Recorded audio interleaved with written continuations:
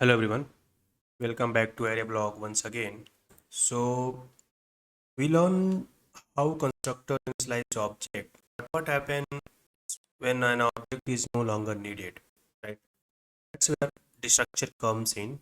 So in this video, we learn about the structure in Python classes.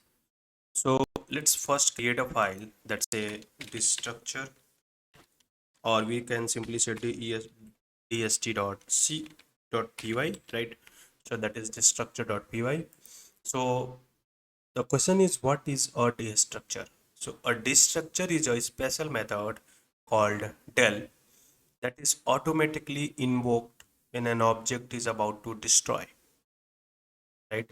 So a destructure is a special method called del that is automatically invoked when object is about to destroy. So in a simple term, it used to clean up resource like file, network, connection, or memories. So what you'll do, we'll write a simple program to see how the structure works, and then we'll understand, right? So what we'll do, we'll create a class that is a person, right? And then we'll initialize a constructor, right? Now we have to pass the name here, right? Now say self dot name as a, you can pass the attribute name. Now we are going to print. So we'll say f and then self self dot name, and we'll write object created, right? Now we're going to, first we created we declare a constructor. Now we're going to destructure it. So what we'll say, div del. So what we'll say, del, and then self. Okay, it's giving an error. What it is, say expected. Yeah, that expected. Yeah. Now what we'll do, we'll type printf and f, then self dot name, self dot name object destroy, right? Object destroyed.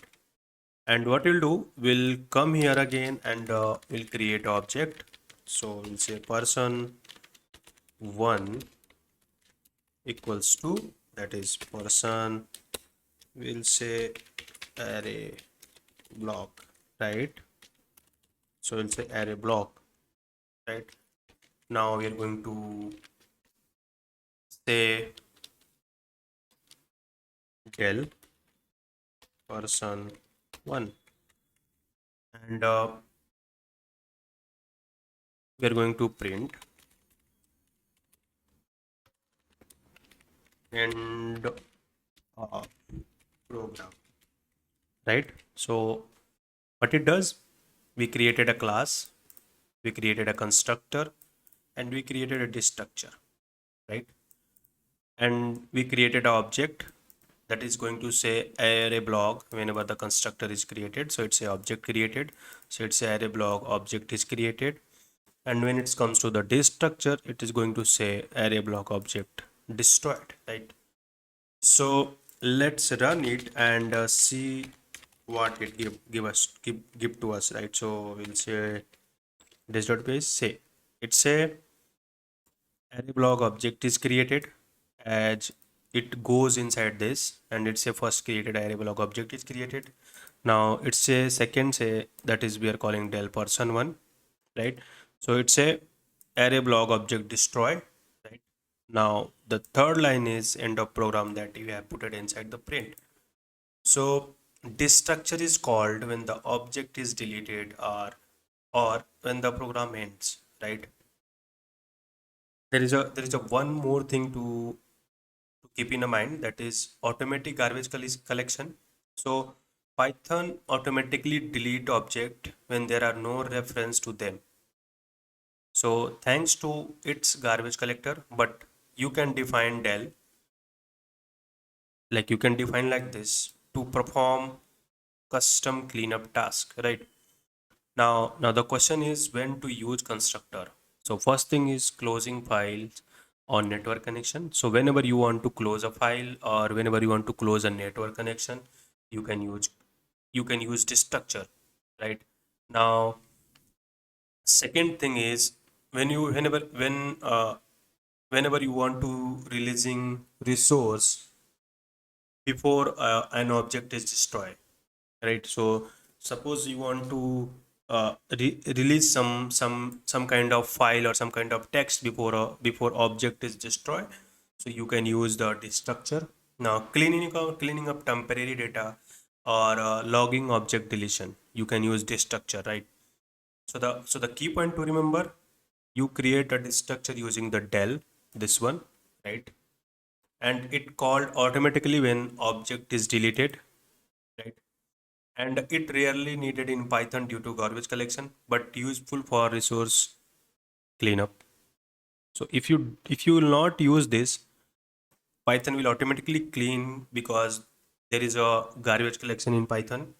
But it's good if you know you are going to destroy this or you're going to you're going to lose the connection, so you can use the structure.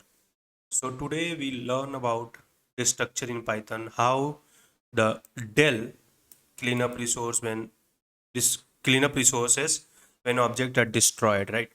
And why it's important for efficient programming, right? So if you found this video helpful, don't forget to like, subscribe, and share with your friends. So in the next video, we are going to explore instance method, class method, and static method in Python. So see you into the next one. Thank you.